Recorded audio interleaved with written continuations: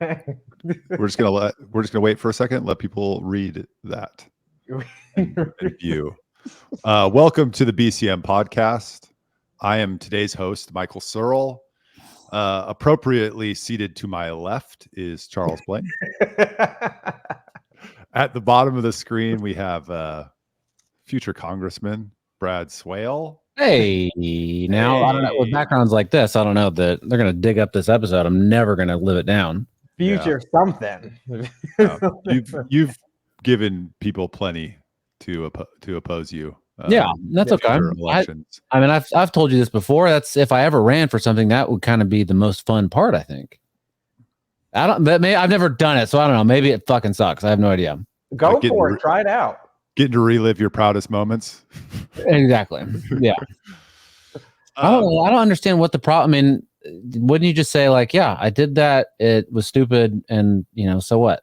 We've all done dumb things. Right? Well, I think so. I think that's where most elected officials and candidates get in trouble is when they're like, "Oh, that wasn't me who sent that crazy, Reddit post," and then like they track it down. It's like, "Yeah, it was you." Well, I don't slumming on Reddit, so I mean, I've never actually fully understood Reddit. Somebody tried to explain it to me the other day because it's going public. I think I hear or something like that. Yeah. Huh? Yeah. Yes, that is correct. Yeah. So I don't get it. Like, why do you have Reddit if we have all these social media sites now? Isn't it the same thing? People going to Facebook. There's upvoting. I'm sorry, we interrupted you, Michael. You were about to say like and subscribe? Yeah. So before we get to the show, always like the video, subscribe to the channel, share with your mothers and crazy uncles. Yes. And if you missed last week, we had a state representative and chairman of the Agriculture Committee, Briscoe Kane, on. So go check that out. This week, it's just the three of us, which is always fun. And we got a bunch of stuff we're going to talk about today. We'll see how much we get through. We got Tik Tok legislation in Congress, migrants breaking down barriers to get into the country and trampling some Border Patrol agents. Here in Texas, Representative Tom Oliverson has announced he wants to become the next speaker. There's some interesting politics there. Dade Phelan responded. Texas Public Policy Foundation had their annual policy summit. Governor Abbott was the keynote. And then there's a little feud between Tucker and Ben Shapiro at the Daily Wire. They fired Candace Owens this morning, and I think we'll get into that. Well, I have to correct you really quick. That is Representative Dr. Tom Oliver. Doctor. I knew you fucking loved him. Oh my God. I mean, I gotta hold it down for all my Harris County reps, If he gets in, this is going to be a nightmare of a show for the entire legislation. Why? Because he's from Harris County, and that's going to be, our pride. Well, that's part of it, but I think we're going to get to it. Now, I don't know. What's the first story, Michael? You said something when you listen to topics that struck my interest, but I don't want to jump ahead. What's the first story? Well, I was going to start with TikTok. Oh, TikTok. So there's always these talks about. Time is up, TikTok, right? Time is up. TikTok. Well, there's been ongoing conversations about banning TikTok. Mm-hmm. But I think the piece of legislation I missed whatever just happened. I don't know what Brad was saying. I think what they're considering doing is forcing TikTok to sell to a non-Chinese company. And there's been an interesting split. I saw Joe Lonsdale, who lives here in Austin, on Twitter saying he doesn't love it, but we got to do it. And then there's folks like Thomas Massey who are like, no, you don't give government this kind of power. So that's kind of the two positions on the right. What are you guys thinking? I mean, doesn't the government already have this power? And we can argue the merits of the case is maybe more important if this is true, but the government already has the power. If they're saying this is a national security threat, right? They can do this shit anyway.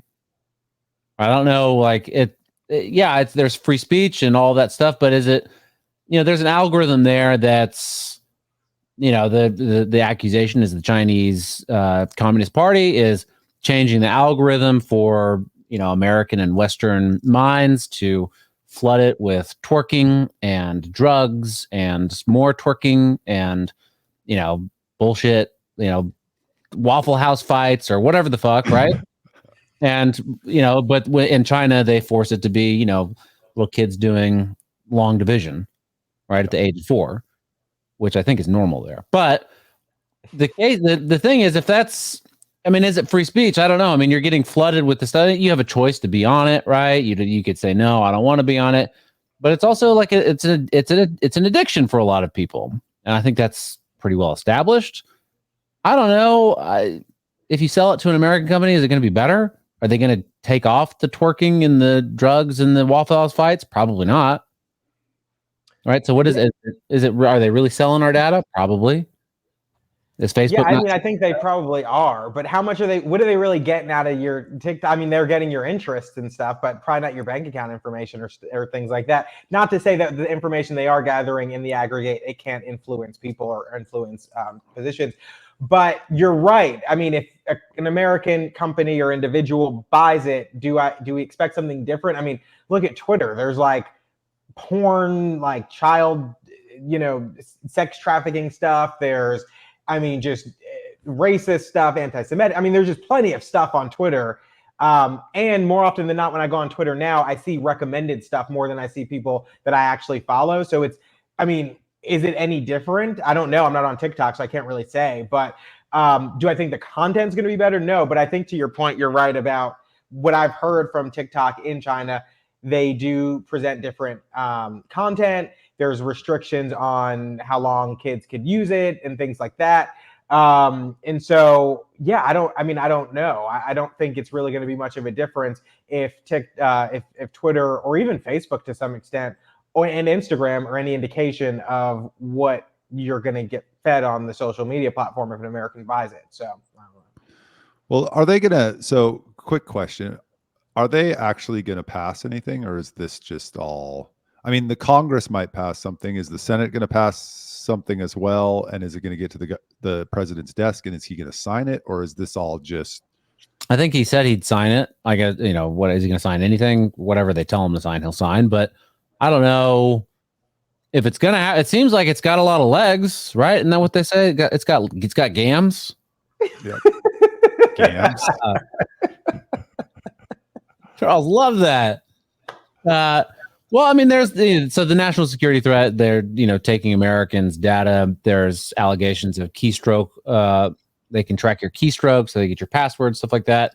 So maybe it's not fucking Charles going wild with that. I'm expecting you to say like broads next, or like it's like something crazy. Well, anyhow, they I'll try to work that in later. But if they're logging your keystrokes, yeah, and then they're using that against you, and maybe maybe there is a nefarious CCP plan to flood the young American mind with bullshit to make it soft and malleable and lazy and all that stuff. And it seems like that's what TikTok is doing. Right. And so I don't know. That's something only Americans can do to Americans. All right. Yeah. So I have two competing opinions on this. I have what are my principled and what I actually believe, and then I have my pragmatism that's okay, from a policy perspective, what is the right thing to do. My personal beliefs is we shouldn't use government force to make up for our lack of leadership at a local and family unit level. If you're allowing your kids to be on TikTok, that's a problem with a parent, not for the government to come in and just ban the thing because the parents aren't taking responsibility for what they're letting their kids consume. But on from a pragmatist standpoint, I think there's some merit in rebalancing the relationship between China and the United States. And if we're not allowed to own social media apps in their country, why should we allow the CCP, who's, like you guys said, putting divisive and dumbing down content on TikTok here versus what they put there? Why would we let them do that if we're not allowed to do it there? So I get it. I'm not super fired up about it. I just am like, yeah, my kids are never going to be on TikTok. Yeah, I'm not super fired up about it either. I maybe they have presented this, but I'd like to see, what the basis is for the fear. Is there something that we can point to that has happened or transpired because of TikTok access in the United States for kids under the age of 18? Is there something there that can be kind of, you know, clearly correlated to this. And there may be. And what? It's called trans. Well, depression, suicide rates, especially among young people, that can all be tied to social media. In 2018, there's although not causal, if you listen to Jonathan Haidt's research on it, there's a significant uptick in 2018 when TikTok became popular in depression among young girls. Although not causal, but that's more social media more broadly, and kids of that age shouldn't be on social media, probably, period.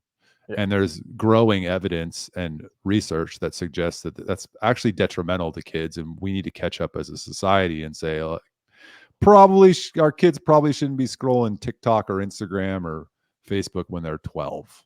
Well, when did you guys start social media? Like when and what platform? MySpace in college. I'm aging myself. But yeah. Wow. College, huh? I think my first one was Friendster in high school. And that quickly went by the wayside and then got on MySpace. And, you know, that's how I learned how to treat a woman on MySpace, you know, hitting them up in the DMs. Right? Those fun times. Yeah, Michael knows. Yeah, and then, you know, MySpace, I don't know. And then I was on Facebook. I was never like super into social media. I'm still not super into social media. I fucking scroll it way too much, but I don't really enjoy posting all that much, even on Twitter, where I have the biggest following. I think I have maybe the biggest on the show, maybe. I don't know. No, Charles is more. Fuck you, Charles. God damn it. It's those YIMBY views. That's what gets it. If I wanted to sell my soul to the devil too, then maybe I would have some more followers. But I stay pure. All right. My first social media was in probably like 7th or 8th grade. I'm trying to think if this website. I mean, it wasn't like Facebook or Twitter. It was this website called Party Body, and you used to go to it to find out where like all the like parties would be. And like it was middle school, so I wasn't like going. I wanted to, and so you'd create an account and you'd interact with people. Then from there it went to Zynga. I don't know if you guys remember that, but we used Zynga a lot in New Jersey. That was like freshman year of high school to like sophomore year. Then junior year we started using Facebook. MySpace, and then Facebook senior year, because I think that's when they just opened it up to people outside of college. And so we started what was it called? It was called like Party Body, and you would go on it. A bunch of kids going on something called Party Body to find local parties. There was nothing inappropriate on it. It was just yes, it was all inappropriate. It was like a bunch of local party promoters who put their stuff out, and then you would talk to people about like, oh, you're going to this party, like whatever. And yeah, so I think there's some people that go out and catch those promoters nowadays. Some vigilantes. Okay, so I'm glad that you avoided the worst of it, but I am sure there are plenty of stories in your New Jersey neighborhood of other kids going on party. What was it? I think it was called Party Body. And Body. Oh, okay. To be clear, at the time, and I don't know if they still do this or not, there were like in middle school, they had 6th, 7th, and 8th grade dances at different schools that you can go to. And then starting in 9th grade, a lot of the local clubs would have teen night on like a Thursday night or on a Sunday night where you could go, and it would end at like 10 or something. Obviously, no alcohol would be served. So you could go to clubs. It just wasn't a club. I mean, it wasn't a club. Were the local clubs, was it the NAMBLA club having a teen night on Party Body? All right.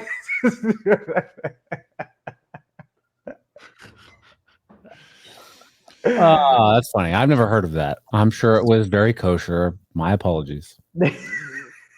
So maybe they pass something, maybe they don't. We'll stay tuned in to what's happening there and keep people abreast.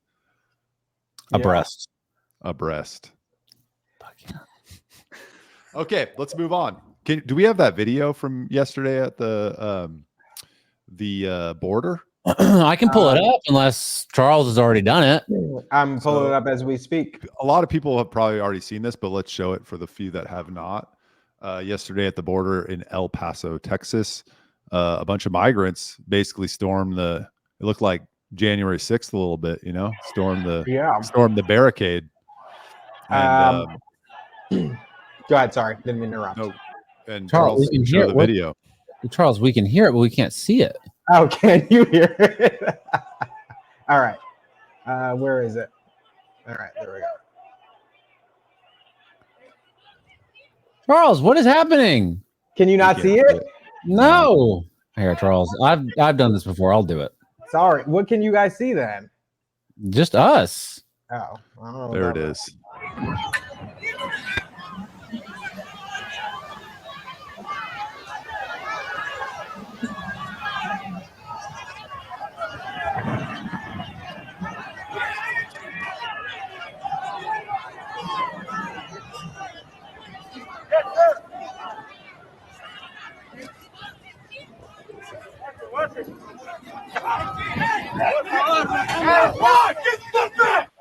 Oh.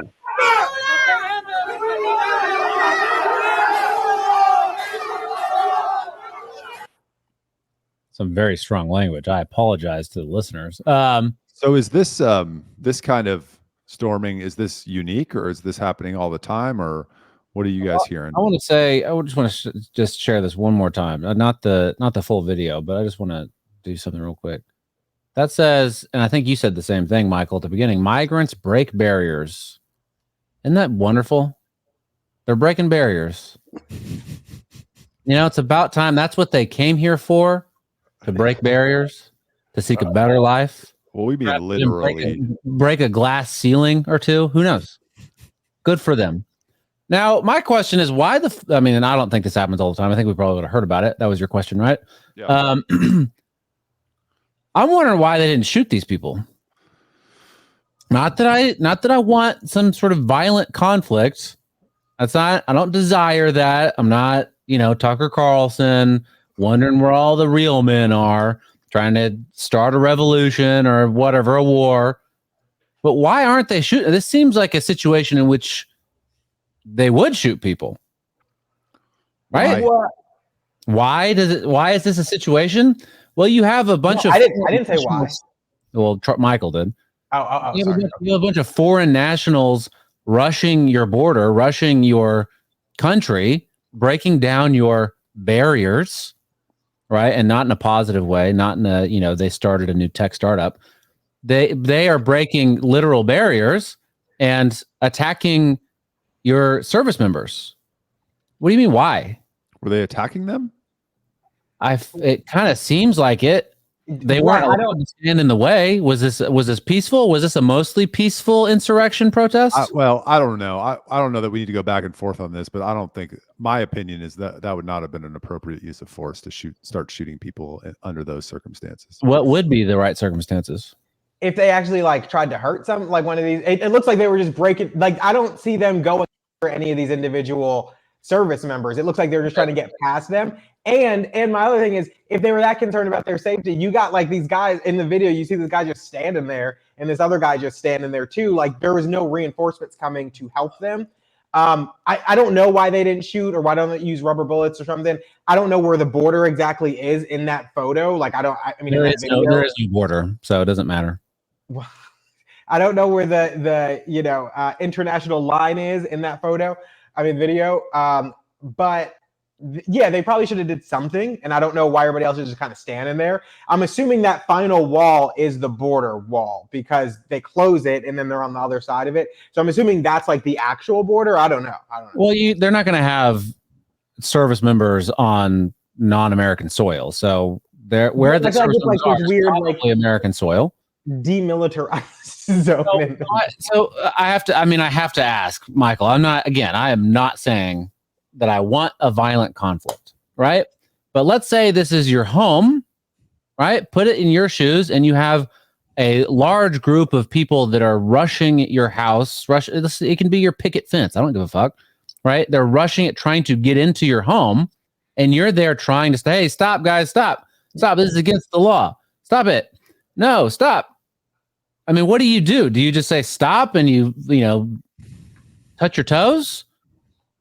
Or do you actually do something about it? Is that an appropriate use of violence in your case? No, so first, yes or no? Not an okay, Piers Morgan.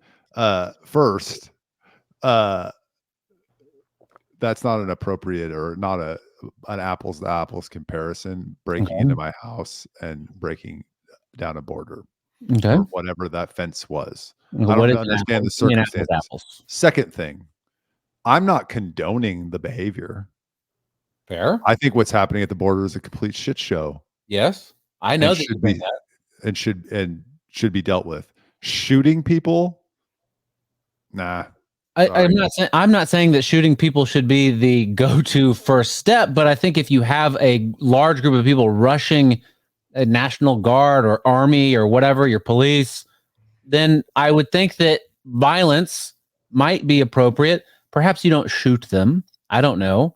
But something violent, I think, would happen, because I think that's what anybody would do in that situation. And I think the state is sort of acting, they should be acting in your best interest, right? But they're not, but they should be. In which case, they're coming into, these people are, I mean, it is an invasion. I don't know. We can use that word, right? Invading your country. Yeah. Right. So why wouldn't they use violence? You know, I'm not gonna, I don't want a war, but yeah, point your gun in the air and at least shoot a few. So these people say, you know, maybe this is not shoot a few people, shoot a few in the air. Shoot a few in the air.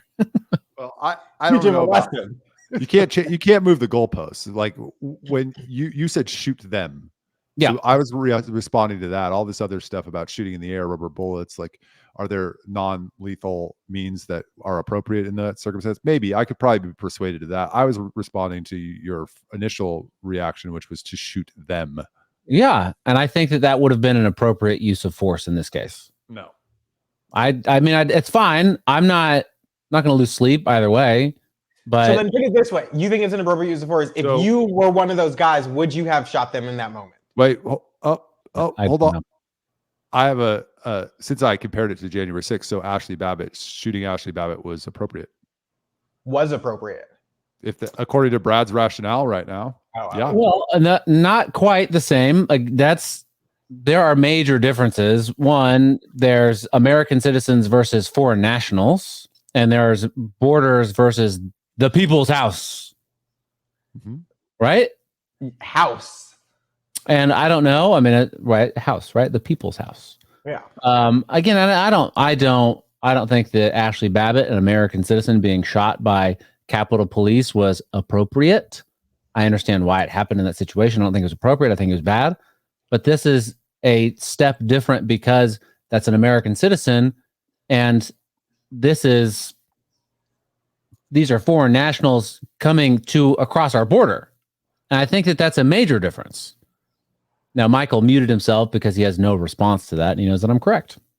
I mean, I think you're right that it's a difference, but I think the way he's setting up the question is like the use of lethal force in that situation. If an individual is going to warrant it, I could see them warranting it in both. Would we have difference of opinions on it? Yes. I mean, but I think in a situation where you are that person, whether it's the border or whether it's the inside of that chamber, and you feel as though these people are coming to you as a threat, are you justified in using lethal force? I don't know that either would be. Again, I don't know why you're not prepared with or not given rubber bullets or I don't know, something else in that situation at the border to stop these people if you're that way. But it doesn't look like the guys are that concerned either. They're just kind of standing there for the most part. So it really does not look like they're that fearful. I mean, They could be fearful, but also been told, given orders, do not retaliate. No, but they're not like running away either. They're just like, I don't know. Well, at any rate, there's a very large secondary barrier, and I don't know how far that extends, that wall that's there, but I don't know. I don't think we're having too much of a disagreement here. I think use of force, the general standard that we apply to police officers when they are allowed to use lethal force is when they feel like their lives are being threatened. I don't know that that's what's happening there.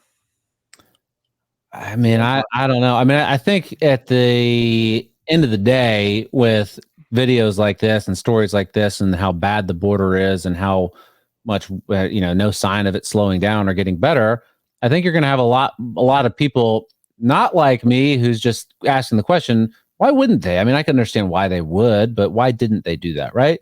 you're gonna have people that are like cheering it on, like saying, "All right, I'm gonna go down there. I'm gonna start shooting people."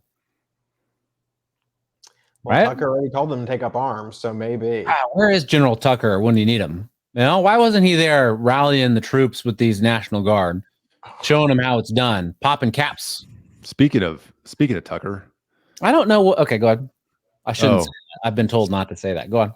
speaking of Tucker, Candace Owens was fired today by the Daily Wire, or Say her name. They agreed to separate. As so, is she going to TCN network, and are we witnessing a battle between Tucker Carlson and Ben Shapiro about dominating conservative media? What do you guys think is going on? Is Candace Owens? Are there talks of her going to the TCN network? No. Oh well, okay. You're just. Well, I mean, I would think they try to snatch her up. I mean, actually, is he the only talent on TCN, or does he have others? Currently, he's the only talent, but he's raising I would money. imagine they're going to try to snatch her up. I mean, come on, she's worth a lot. I don't know what Daily Wire was paying her, but Tucker's certainly got the same, if not more. I would assume if they're looking to bring on additional talent, that they would be trying to get her. I wonder if Valuetainment might get her. Michael would love that. I love Valuetainment. Yeah. I think Tucker will try to scoop her up. I think they both will. I think it's probably smart. I'm not the biggest Candace Owens fan, but I wasn't, and then this happened, and I'm like, maybe she's pretty good. Yeah. Well, she's going out on a limb with all this Israel stuff, which I appreciate her being willing to be what's the word I'm looking for? Against the status quo within the Republican conservative movement. I don't know that she is well versed enough on it or speaks intelligently enough about it that it's effective, but I appreciate her taking the contrary position. She was on the Breakfast Club, Power 105's Breakfast Club yesterday with like Charlemagne the God and DJ Envy, and I know you don't know who these people are, Brad, but what? I'm kidding. Charlemagne the God, and who's the other one? DJ Envy. No fucking clue who that is. If you could play Charlemagne the God song, and I probably would not. He's a radio personality. I thought he was a rapper. Is he not? No. What? Did you not watch Vivek's interview on the Breakfast Club? No, I did, or clips of it or whatever, but that doesn't mean a rapper can have, that could have been a podcast. I don't know. But that's still, what? He was the other guy interviewing Vivek. He could still be a rapper. I agree. I'm just saying he's not, but yes, he could be. Okay. Well, anyhow, I don't know who DJ Envy is, and I couldn't pick Charlemagne the God out of a lineup, but go on. Wow, that's kind of racist, but why is that racist? Shut up. He's Blain. He's trying to goad you into disliking me and tricking you into thinking that I'm some sort of racist Trump supporter. It's not true, Miss Blain. Kidding. But yeah, I'm not her biggest fan either. I think she's a very nice person, on a one-to-one basis, and she has some good ideas about stuff. But generally speaking, I don't typically look to her as a thought leader in the conservative movement. Maybe someone who's bold enough to say things others aren't, but I don't know that. I think that's as far as that goes for me. She got eyes way out here. That's true. It is true.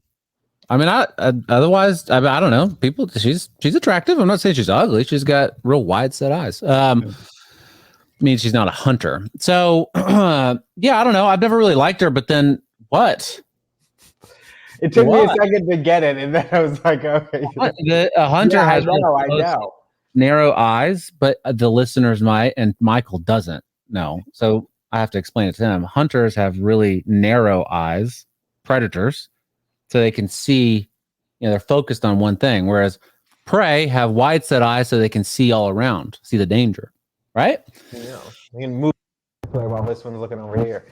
What are you, a gecko? So there's I've never really liked her, but I do appreciate that she's standing up to these people that are calling her an anti-Semite when I don't think that she's an anti-Semite. I don't know her personally. Charles said that she's a nice person in person. I don't know how he knows that. Has he met her? I don't know. Yes, I have years ago. I was on her show when she was at Prager University. What the fuck? What? What? You were on Candace Owens' show? Yeah, Was it like Blexit? I'm sorry. Was it about Blexit? Part of that was covered. Yeah, I mean, we talked generally about kind of why people need to be more engaged in local government, but why Black people in particular should look elsewhere. And we talked about prison issue. I mean, we talked about a whole host of things. But yeah, you can find it on YouTube. It was one of my earlier interviews, so it wasn't particularly great, but very grateful for her for having me. Yeah, I think I think back to the Tucker Shapiro thing. I think she's going to Tucker, and I think that's there. That is the feud is Gosh, dude, no, I didn't have facial hair. Why are we doing this? Gosh, I snuck it in. Jewish people being attacked in inner cities, and it seems so bizarre because traditionally, to instill that in those guys, because you're right, they go into these prisons, in these general population prisons, and they are easily. All right, we don't have to watch this anymore. I mean, it happens left and right in a lot of prisons, and you go walk in. All right, why? Because one, I hate watching myself, and two, yeah, that's the only reason. And I didn't have facial hair then either. You also don't have hair. Well, yeah, I used to get like a 1.5. So yeah, I think that's one was kind of really low. 1.5. Ugh, loser. Just go straight skin. Maybe it was a half. I don't know what it was. It was very low though. I mean, that looks like you took a razor to your head, but fine. I'll take your word for it. I don't know how the barbershops do it. I used to cut it real low. Yeah, you need a haircut, by the way. So after this show today. Cool. That's pretty cool that you did that. Thank you. I think it's really cool. And you do all sorts. You're on local TV. You're on the Candace Owens show. How did you get on the Candace Owens show? How did that happen? Did Grimes put you up to it? No, Grimes did not. I was speaking on a TPPF panel at Policy Orientation years ago, and someone who is a supporter. Your microphone's gone. Someone who's a supporter. What? Can you hear me? Yeah, every so often your microphone stops, and that was a particularly long one. But so I was speaking on a panel. It was actually a really cool one with George Foreman and Harold Dutton. Yes, and Harold Dutton. And someone saw it, and they were like, "Oh, you'd be great on Prager University with Candace Owens." And then they recommended me, and then Prager reached out. Damn! Did you get a free grill? I didn't. But I will say we shook hands. His hand was like 17 times the size of mine. It was unbelievable. It's not the only thing that's big. So what is that? What's the controversy between Tucker and Shapiro? Oh, well, Tucker went after Shapiro about how he was reacting to Israel. I think it's a proxy for the bigger fight in the Republican Party, which is between the populist wing that Tucker represents, and Ben Shapiro is more establishment, if you will. Do you disagree with that? Well, no, depends on what you mean by establishment, but yeah, I think I agree. Oh, Shapiro's, foreign policy. He's, you can't point me to a war he didn't support. So on foreign policy and economic policy, I think he's more traditional Republican, and Tucker doesn't like that. Would you say that Ben Shapiro is America first? No. Interesting. Michael's getting into some hot water. Ben Shapiro, like Dave Rubin and that crowd that all supported DeSantis, they rode the America First wave to popularity, but they don't believe it. Yeah. They are more traditional Republicans. Nothing wrong. I mean, lots wrong with what their belief system is, but I have lots of friends who believe that stuff, so nothing there. Yeah, but individuals, it's fine. No one's attacking these people for their individuality. Yeah, I think Ben Shapiro is the only person that presents a challenge to Tucker's influence over the conservative part of the ecosystem, and if Tucker can dent him or make him less liked, then that's better for Tucker. Yeah. Michael, do you consider yourself America First? Kind of. Kind of.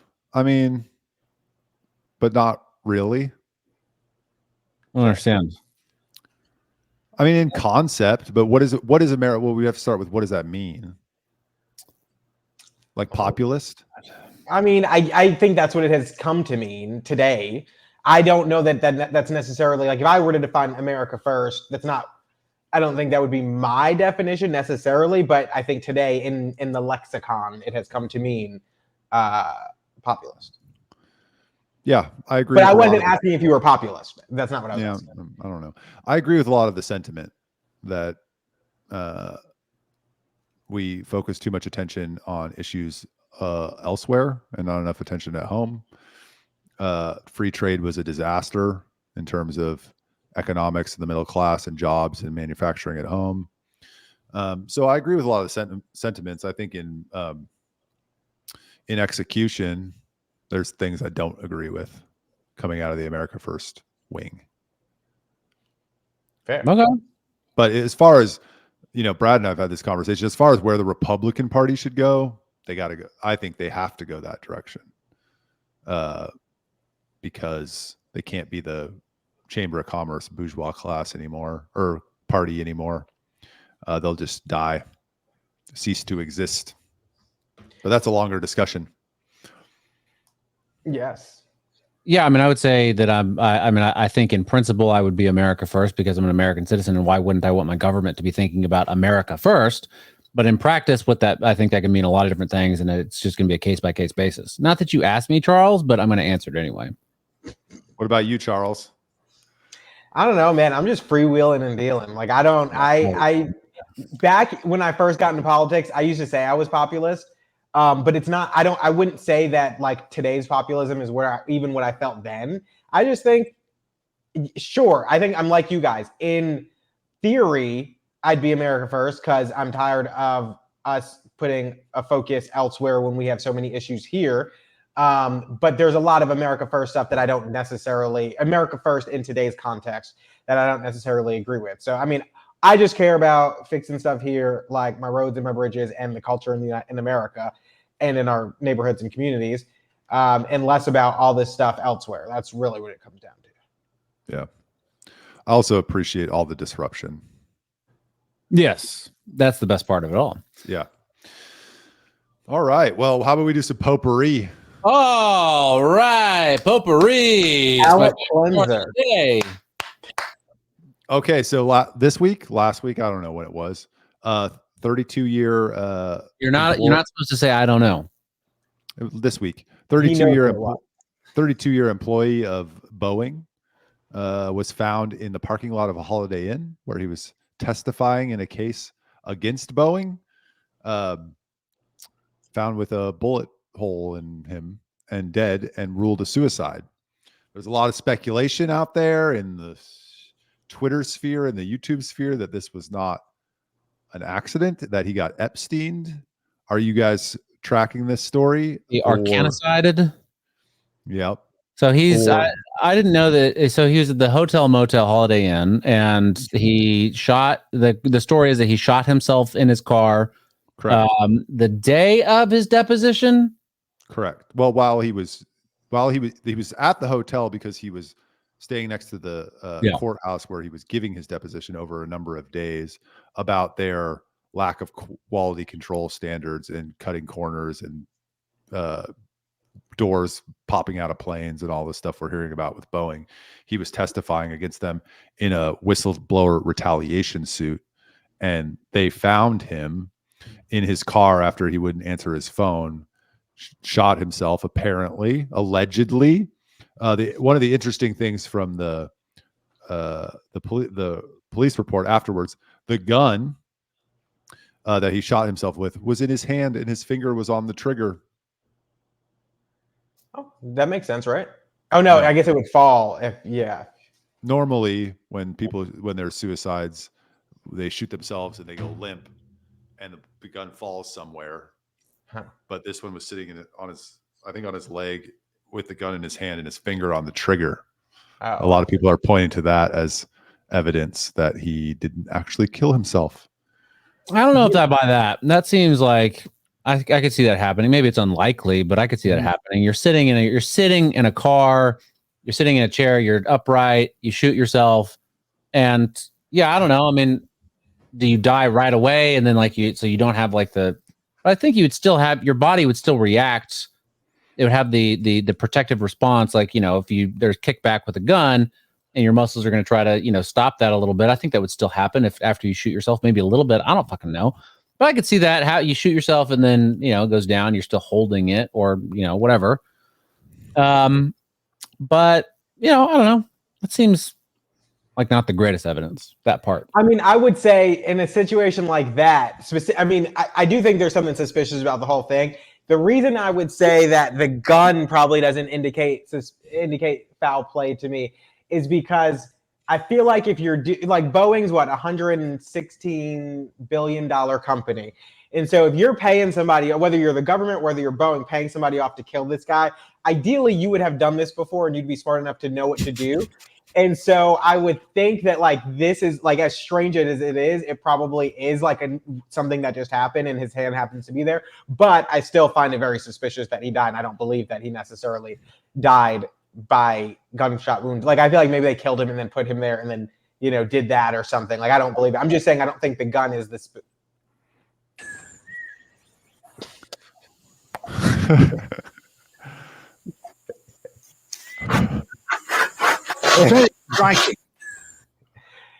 So in that question. Go ahead. Oh, I was gonna take it a different direction, but so question: didn't Nikki Haley say that her political influence was Hillary Clinton? Wait, are we changing topics? No, same topic. Oh, okay. Yes, she did. She did. So Boeing is employing similar tactics. Oh, and she's on the board, right? Or was? Not good. Not a good sign. I mean, so to that video you just showed, Brad, it's funny because it's true. And I was watching this John Oliver thing the other day in the gym. And I don't watch John Oliver, but he was doing a segment on Boeing. And so I thought it was interesting. And they had this, I don't know where he got the footage from. I don't think it was his original footage. I think he pulled it from a documentary. And it was going through the history of Boeing and how they used to be the best. And then they merged with a company that liked to, cut corners. And the new CEO was like, we need to just do everything to drive down price. And so they did. And they started having all these issues. But they had a hidden camera in the Boeing facility going around and asking people who worked there, like, would you fly on this plane? And they were all saying no. They were like, yeah, I wouldn't bring my family on this. One of the guys was like, yeah, I would, but I kind of have a death wish. Just like, what? Oh, This is crazy. And then, so yeah, I mean, Boeing's got a lot of issues. Also, I don't know if you guys saw, but last night or this morning, a couple hours ago, the FBI sent a notice to those passengers for flight 1282, the plane that the door blew off of, saying that they might be a victim of a criminal act. So now they're thinking that something may have happened there that wasn't just pure natural. Maybe one of these employees who doesn't like working at Boeing anyway intentionally left those bolts unscrewed or something. I don't know, but FBI notified them last night that they may be victims. Or maybe Al-Qaeda got to that plane, Maybe. That's how they're doing it nowadays. The Osama bin Laden lives, I think is what they're trying to say. Somewhere with Whitney Houston and Jeffrey Epstein and who else? Michael Jackson. Kobe Bryant. Kobe Bryant, yeah, him too. Tupac. How come you didn't like my comment this morning in the text thread when I said I was the white mamba? I was just running around doing stuff, and then I meant to come back. Speaking of Kobe Bryant, I knew that. Anyhow, yeah, this guy didn't kill himself. He got murdered, straight up murdered. I don't think. I mean, Boeing, are American corporations of that size like Boeing? Do they really value human life? No, they don't. They don't give a shit, right? So yeah, of course they killed him. I mean, shoot, I think allegedly, FBI and Boeing don't. I don't know that for sure. It seems suspicious. Yeah, that's the common sense, and they're in the business of people dying too. He said it, not us. Yeah, he told his friends and family he was not suicidal, specifically. I mean, does that work? Just because I say I'm not suicidal, does that mean I'm not going to commit suicide? Isn't that something a suicidal person would say? I don't know if you're thinking, don't commit suicide, please. Life is precious. Don't do it. It's really bad. People, no one's going to be happy if you do it. Please contact a suicide hotline if you have suicidal ideations. But if you're suicidal, I mean, are you going to tell people, yeah, I'm suicidal every time? Don't you just, I mean, when you say that, no, I'm not. I would think it's more logical that somebody in the midst of a global controversy with a very large corporation and is in fear of retribution because he has already received retribution would tell people, hey, if something happens to me and they say it's a suicide, I'm not actually suicidal. Yeah, no, I agree with you, but I'm saying more in general. You hear I'm not suicidal, right? Like, Yeah. James O'Keefe. What is that? Way to go. Justin, I'm quick on my feet, you know. Or you can follow, if you're having trouble, just follow us on Twitter and DM us. We'll be happy to talk with you. Yes, I love talking to people. Yeah. Yes. If that's how it has to happen, that's how it has to happen. But I think you're playing with fire there, guys. Just not reach out. Like, reach out if that's what you have to do, but like, for real, get serious help. And I mean, Michael and Charles. Always reach out to anyone. Tell someone how you are feeling, whoever it is, anybody. Oh God. But yes, call professionals first if you feel comfortable. But also, you can reach out to us as well. Like, I will talk to anyone. Yes, of course, yes. But like, also that. Okay, yes, please. Yep. We struck a chord there. You're It's like red. It's just it's a someone reaches out to one of us like, hey, I'm suicidal, and like, okay, well, don't do that. Like, that's not good. We love you. You're a great person. I'm sure you have lots of great things in your life. Yada yada yada. And then they kill themselves anyway. Like, I don't know that I want that. Well, we don't have control over other people's actions. The best we can do is try to guide them the right way. I have a quick story. There was someone on Facebook who said they were going to kill themselves. And I was awake one night. It was like 2 a.m. I was scrolling on Facebook. And I'm like, oh my God, this person's going to kill themselves. And so I screenshot the thing and I commented on it. And I was like, please don't, like, you know, talk, blah, blah, blah. And then I sent the screenshot to the sheriff. And the sheriff said he would take care of it. And then I don't know what happened, but the person's still alive because I still see them post it. And that person's name, Candace Owens. No, it's not Candace Owens. Yeah, I know it's not Candace Owens. Guys, just a joke. Maybe we should change the subject. Yeah, we're gonna move on to some Texas news. So yesterday, Tom Oliverson, I don't like it. Tom Oliverson announced that he is going to be seeking to become the next Speaker of the Texas House. What's interesting about that is the current Speaker of the Texas House is in a runoff with David Covey. So has not lost yet. I think people expect that there's a good chance that he'll lose, but who knows? And Oliverson just throws himself out there as wanting to be the next Speaker. What's going on, Charles? Yeah, Charles, I'll let you go first since you fucking love this guy. I do like Tom Oliverson. I think he's a good guy. I think he is a good rep. I like our Harris County people. But do I know what's going on? You like Sheila Jackson Lee? Some of our Harris County people. But do I know what's going on? I don't know. I mean, I think so. There is a running narrative on Twitter that there is an attempt by Lieutenant Governor to kind of have influence across the board in the state legislature. And this could be it because they are close. Do I know if that's true or not? I don't know. I do think, I mean, listen, I think he's a very tactful and artful legislator. There's a lot that sticks out about Tom Oliverson, but the one thing that sticks out most was when he laid out the bill for to ban gender modification for children and then defended it on the floor for hours. I mean, the way he did that, I always recommend people go watch that. It was very artful. It was very thoughtful in the way he did it. And it was kind of like it was an example of like legislative prowess that I don't watch the legislature all the time. So maybe that's why I don't see it all the time, but I thought it was really interesting to watch. So yeah, I don't know, but I do find it interesting. And listen, as long as someone's name from Harris County is always in the mix for anything, I'll take it. God, you love Sheila Jackson Lee. Tell us why you were so anti-Tom Oliverson. One, Oliverson is not a good name. Why?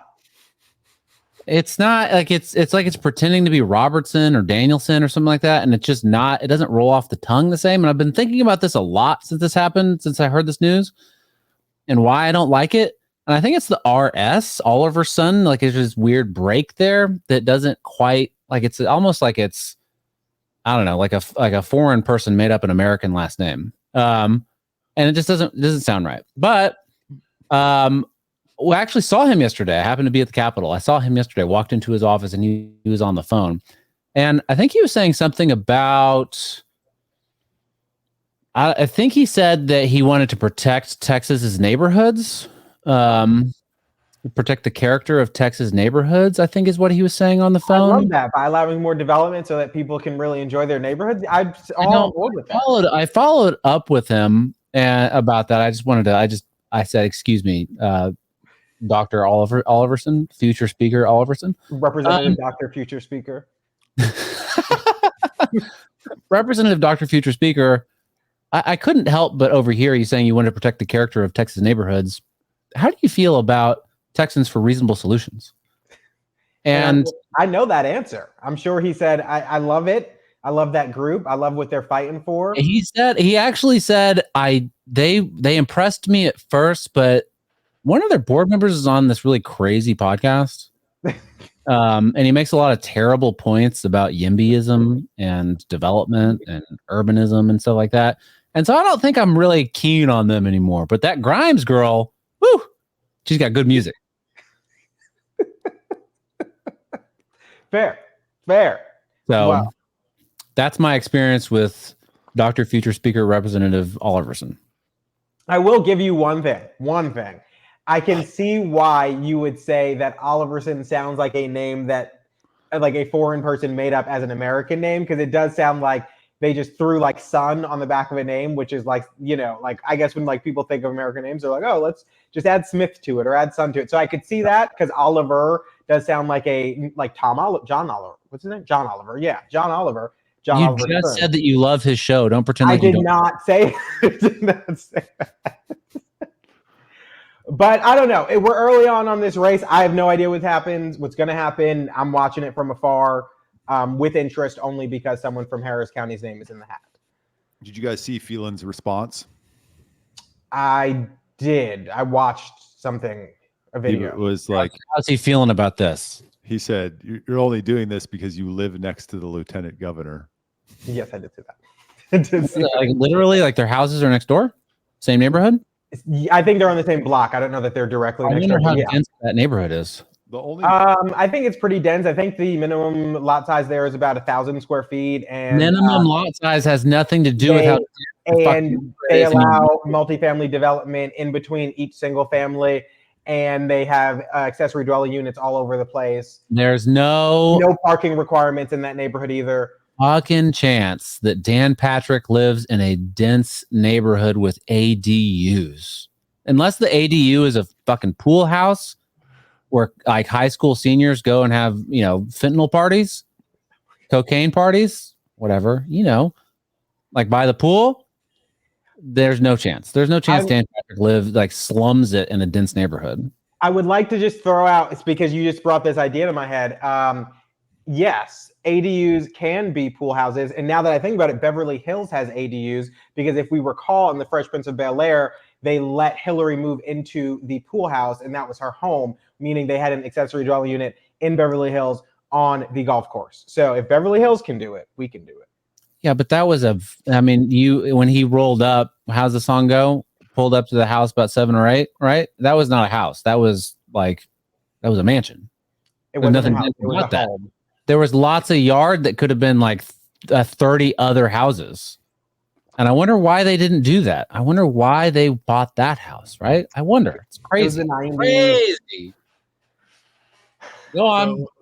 So some people think, Charles and I were talking about this before the show, that this is part of a bigger play by the lieutenant governor to gain control of possibly the governorship, with him announcing at Texas Public Policy Foundation Summit yesterday that Governor Abbott was in the running for VEP. So Light Gov would become Gov. He would stay Light Gov and control the Senate. And then he would have Tom Oliverson, his neighbor, as Speaker of the House. That would be now. I have a prediction that I'll throw out here. Tom Oliverson is not going to be the next Speaker of the House of the Texas Representatives, and Greg Abbott is not going to be the vice president pick. So it's a nice. It sounds fun, but I don't think it's very likely. Dave Carney, Greg Abbott's closest political advisor, went to Twitter yesterday. I still call it Twitter. It's X, right? I call It's it Twitter too. Yeah, X. He went to X. If you say it 3 times, then you get some really cool stuff on your browser. Triple X. Elon Musk's son's name, X. He went to Twitter and said, oh man, he's tweeted a bunch. I think he said something like, that is not in the cards. Of Abbott being VP. Yes. Well, I heard this morning that Marco Rubio has moved up the list to be VP. No way. That's what I heard. I heard that yesterday. I did hear that. Oh, you were ahead of me on the news, Charles? I'm not trying to say that I'm ahead of you. I'm just saying I'm trying to help confirm or just validate what you said. That's really, really petty. Okay, what you just did. Anyway, yes, you were correct. I found the tweet. It says not in the cards. He quote tweets a guy who had a chief political reporter for Austin American Statesman. He goes, not in the cards. Who's the chief political reporter? The chief political reporter is John Moritz. Yeah, he said not in the cards. So I don't think that's going to happen, and I don't think Oliverson will be the next speaker. Although he did play the impeachment game pretty well. He happened to be absent that day. And I will say he set the bar for, I think, this speaker's race by coming out and saying, no Democratic chairs, which people have been saying, but to be the first in the race and kind of laying the stake there. It seems as though he's kind of setting it up and other people are going to have to meet that, I would guess. I don't know. Who's going to be the speaker then, Michael? I don't know. I've heard a bunch of names thrown around. I don't know. If I were Morales? No. If I were a betting man, and you are the whole crypto thing, yeah. Well, also he owes me $100 for the Watson endorsement. It's a sure bet. I don't know that I want to make a bet here live. Okay, I'll make a bet, and it's you don't have to. That you just said you're not a betting man, and you are. I said if I were a betting man. Okay. I'm gonna go with, and we have to be able to distinguish on the show, and I try to do this, what I want to be true and what I actually believe is true. So this is leaning into what I want to be true. I'm gonna go with Dustin Burrows. You said this is leaning into what you want to be true, or what separate? This is what you want to be true. Just make sure. Okay. But I'm gonna bet Burrows. But I've heard Hunter. I've heard other names, so I don't know. Can they pick a speaker from outside of the House? Are they like the federal government or no? I don't think so. Well, I don't know. They just have to be picked by the caucus and then voted on the House floor and get enough votes. So I don't know if that is limited to members. I don't know the answer. So pick Donald J. Trump.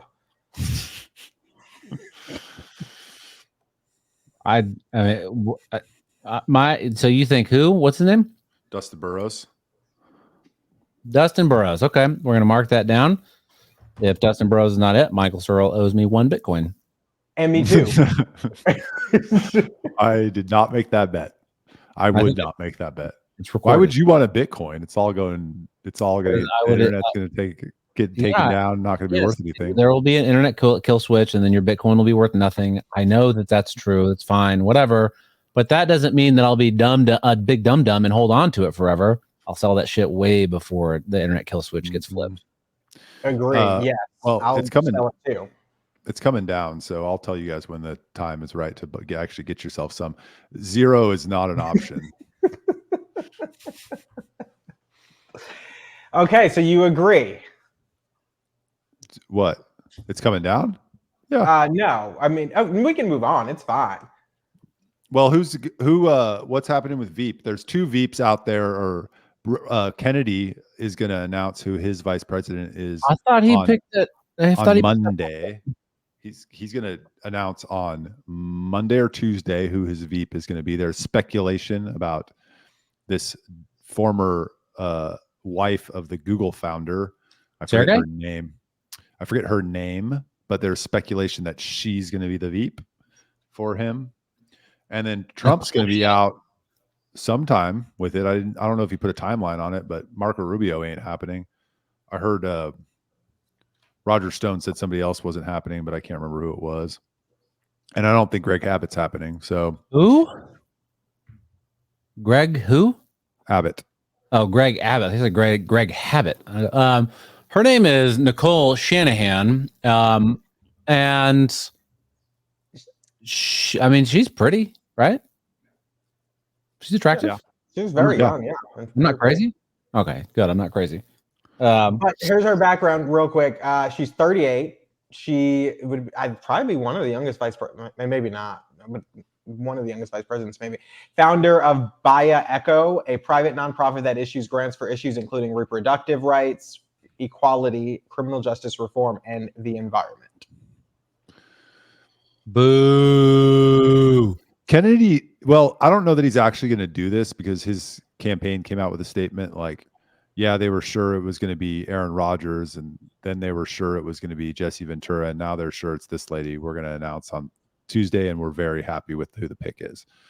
But if he chooses this woman, he will do another thing that just, I don't understand. He makes some fatal flaws. I'm such a winnable voter, and something like this is like, you're supposed to be the anti-corruption candidate. Isn't that how he's positioning himself? Mm-hmm. And he's letting, and he would be, if he does this, he would be letting someone buy the vice president ticket. Wait. What? The reason she's being floated out there is because she's willing to, she funded the Super Bowl ad. Yes. And then she's also potentially going to fund all his ballot access stuff, which I get that it's politics and you have to make choices to get yourself on the ballot. But how can the anti-corruption candidate have his vice president ticket be for sale? Maybe he was going to pick her before she decided, and then she was like, okay, since I'm on the ticket, I'll now pay for the ads. I'm sure that's not the case. Jeez. I mean, I don't know that is it really that big a deal that he would pick someone that spent $4 million on a Super Bowl ad? Like, is that why he picked her? Or, I mean, it wasn't even that good of an ad, I'm told. I don't know why it was so bad. I saw it. Good ad. I thought it was good, but he apologized for it. And you know, I don't know. Is that why? Does she have good ideas? Is she anything more? I mean, she'd be the first Asian in the White House, even though she's half Asian, half Chinese. Not half Asian, half Chinese. That would be full Asian, Charles. Just so you know, I'm saying she's half Asian, and that Asian is Chinese Asian. Thanks for the clarification. You're welcome. Happy to help anytime. I know you have problems with like racial issues, so I think you threw me. I don't know what I was gonna say. The ad, I'm pretty sure he apologized for the ad. I think he was apologizing to his family because I think he used like JFK references or something. So I think the apology was to his family, if I'm not mistaken. I could be mistaken, but there's this article that says that his picks or his, I guess, short list, it's Nicole Shanahan, Jesse Ventura, as you mentioned, Tulsi Gabbard, Aaron Rodgers, Rand Paul, and Andrew Yang. Yeah. Andrew Yang is lame. Andrew Yang is lame, even though I do love the memes that he generated. Rand Paul isn't going to do it with RFK. It's not going to happen. Aaron Rodgers would be a non-serious pick, but be interesting at the very least.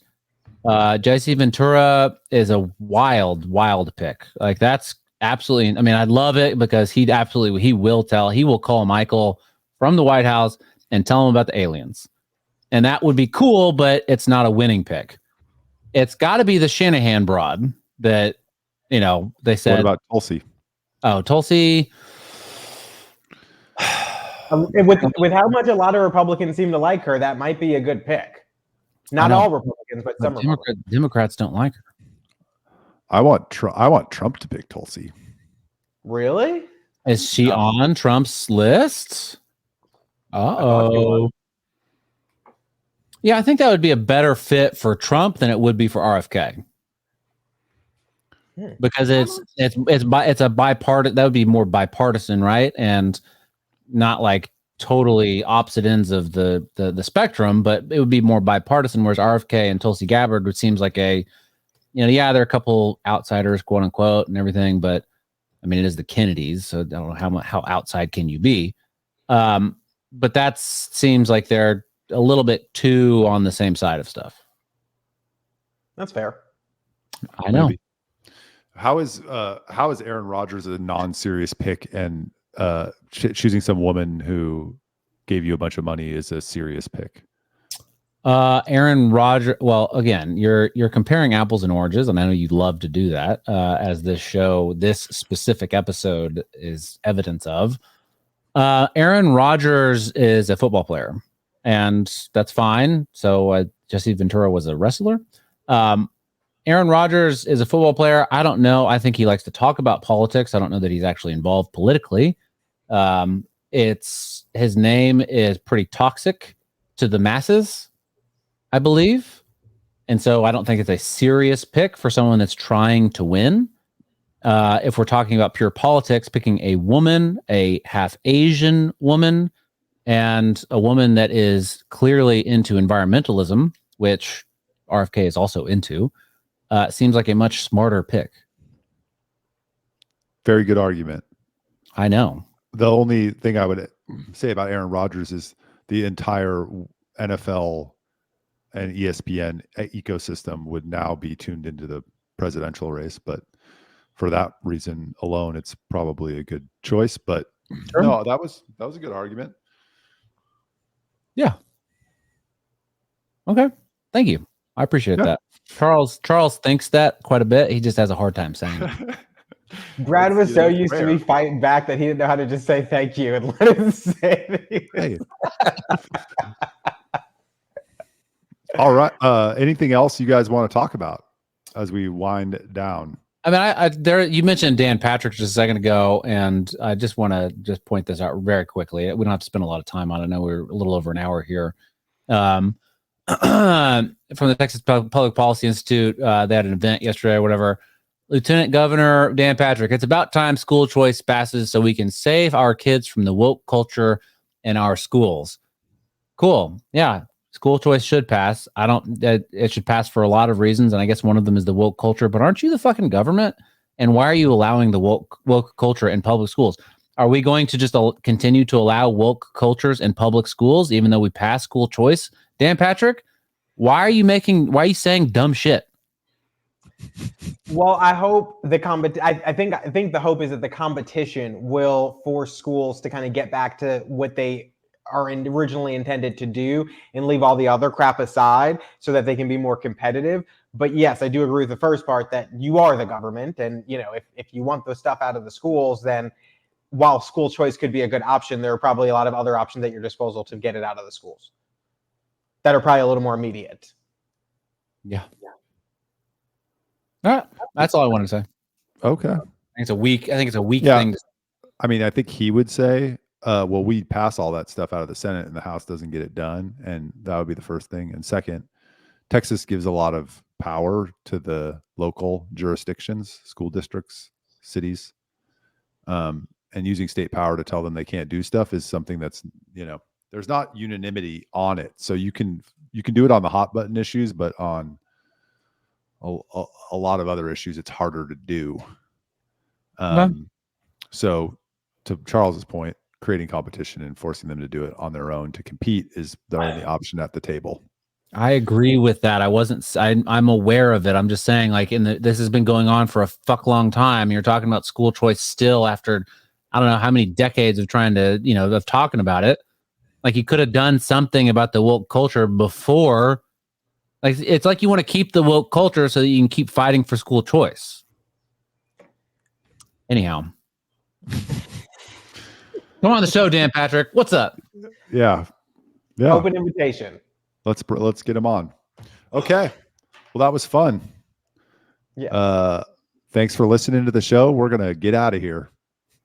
Well, I mean, it's because Michael's supposed to be the host, but he's forgetting the most important part. Like, subscribe, share with friends, especially Miss Blain. Your job today, Miss Blain, is to share it with 10 of your friends. Please. Yeah. So thank you. You are our biggest fan, our favorite fan, and it's the least you could do. I agree. See you guys. All right, boys. Until next time. Till next time. Bye. Bye.